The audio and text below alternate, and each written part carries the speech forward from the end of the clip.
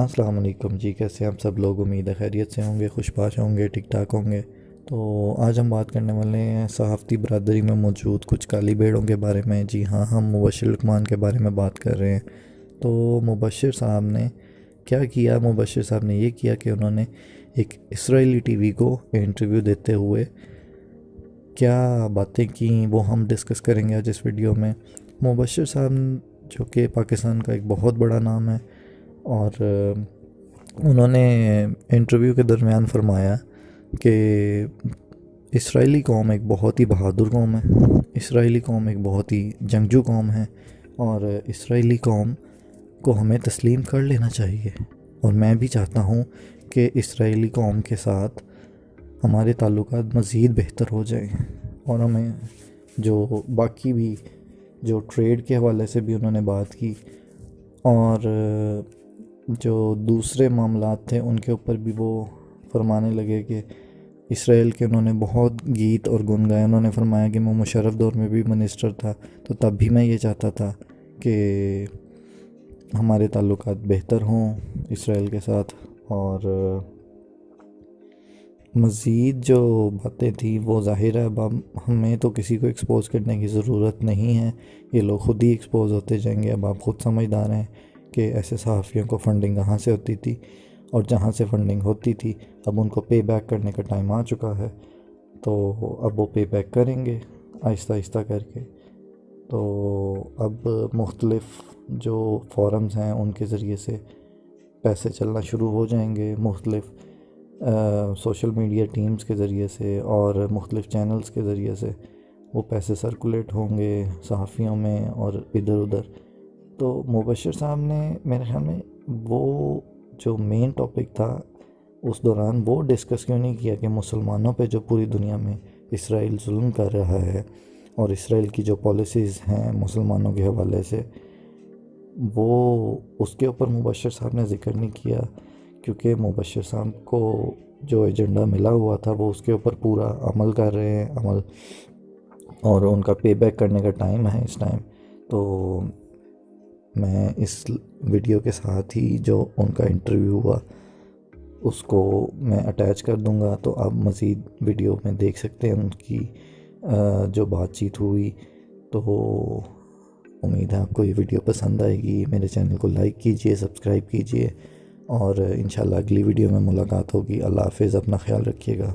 Let's go and speak to Mubasher Luqman. He is a prominent Pakistani journalist, and he joins us now from Lahore in Pakistan. Mubasher, thank you so much for joining us on I-24 News. Let me ask you. Thank you for having me. First of all, let me ask you, like I said, speculation about that other country unnamed. What are you hearing or speculating in Pakistan? And also, why do you think Imran Khan went public with these comments? Well, first of all, thank you very much for having me. And I can tell you one thing, that I have no doubt in my analysis that the other country he's talking about is Saudi Arabia and no one else. You see, there are only 4 countries that have said this. One is the United States, second is Israel, third is India, and fourth is Saudi Arabia. There is no 5th country that has that kind of influence over us. So we are not on talking terms with Israel, officially at least, and we don't get along with the Indians. So it's very simple. It is Saudi Arabia once the United States is named. And I think there's been a lot of speculation and a lot of pressure on Imran Khan. And right now, Pakistan is the center of gravity. And whether we like it or not, Pakistan first spoke about making another bloc, which was which didn't go very well with the Saudis, basically, which includes Malaysia, which includes Iran, which includes Turkey, which includes Pakistan. And obviously that was the first nail in the coffin. And then came Prime Minister's statement that we are totally in the Chinese lap and not the American lap. And then our differences with Saudi Arabia. And that's an open secret now. Saudi Arabia tried to arm twist us on 3 occasions in the past 2 months. And none of that has worked. In the past 60 years, Saudi Arabia has sort of looked at Pakistan as its subordinate country, and they've sort of dictated Pakistan. But this time things are changing. Global geopolitical situation is changing. The politics in the region is changing. The influences are changing. So Saudi alone is not the only influencer in Pakistan. And I asked this question specifically to Prime Minister Imran Khan myself, and I'm telling you on record. I asked him about a year back, much before United Arab Emirates and Israel signed a pact, much before that. And I said, and I was of the opinion, I said we should be friends with Israel, or we should have some kind of understanding with them. And Prime Minister came out very strongly and vehemently, and he told me, no, nothing doing. Until and unless the Palestinian issue is solved, we cannot have a handshake with the state of Israel. And that is what he told me. And there were many other journalists over there at that time. I wasn't the only one over them. And now this changing scenario, because we believe that MBS is under tremendous pressure in his own country, and he cannot accept Israel the way he has promised or committed to. And he needs a lot of Muslim countries to do that before Saudi Arabia.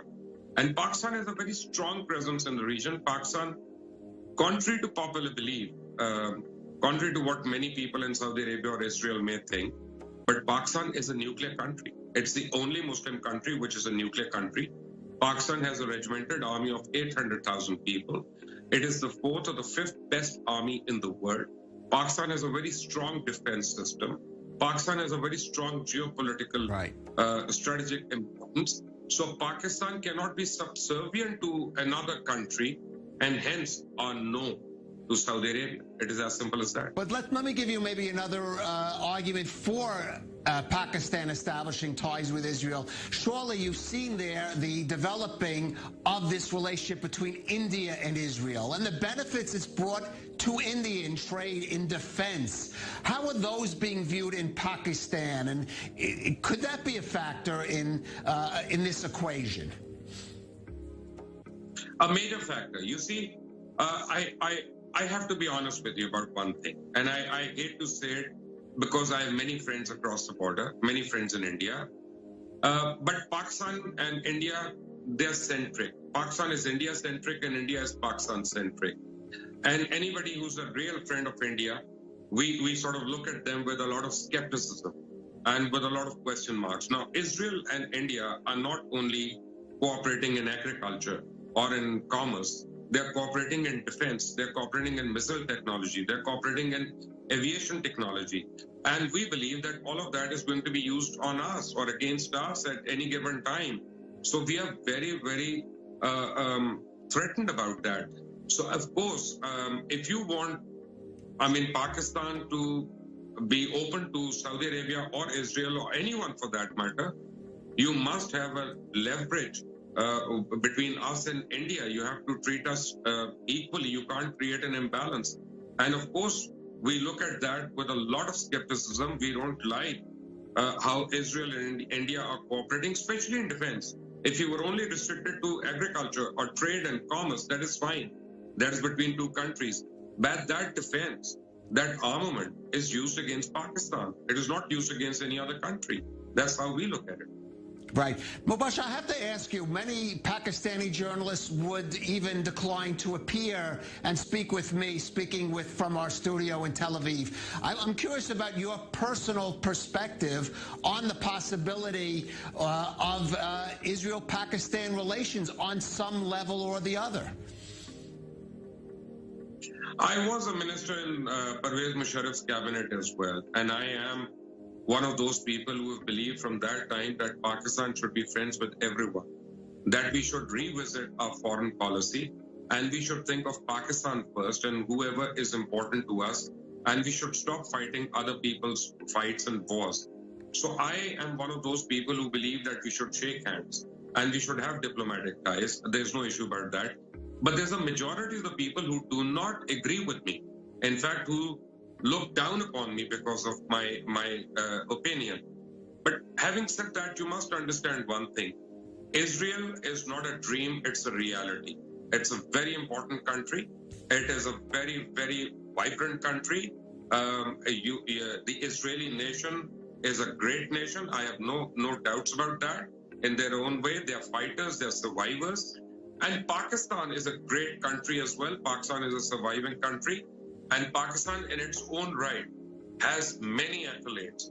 So I think if Israel and Pakistan ever have to shake hands, it cannot be due to a third party. It must be directly. We don't need to be subservient to anyone, be it United States, be it Saudi Arabia, be it anyone for that matter. So when the time comes, if the time comes, I think both of us can do it directly.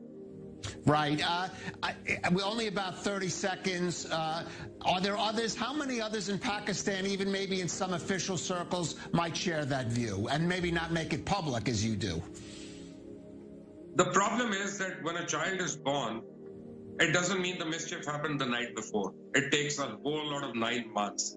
You see, the animosity between Israel and Pakistan has existed for almost 7 decades now. I mean, I can do an anti-Israel show in Pakistan, and I can promise you it will be #1 on the TRPs. There is no doubt about that. Instantly, I'll be a hero. And you can do a show which is anti-Pakistan, and I'm sure you'll be a very important person over there immediately, far as TRPs is concerned. So for 70 years, the people of Pakistan have no knowledge of people of Israel or the state of Israel, except that, it is a Zionist state and that it is carrying out whatever it is doing against the Palestinians. And I'm sure it is mutual in Israel as well. Israelis don't know Pakistan and what are our fears and apprehensions. So if at all it has to come, if it has to progress from here, we have to start educating our masses. We have to start enlightening our public. But there is one point I want to make. Very quickly, Do I know there's a... I'm afraid Yes. I'm afraid we are running out of time, Mubashir, but I do want to take this opportunity to hope that we'll continue this discussion, and I hope we can have this conversation in our studio here in Tel Aviv. I look forward to hosting you. Mubashir Luqman from Pakistan, thank you for joining us on I-24 News.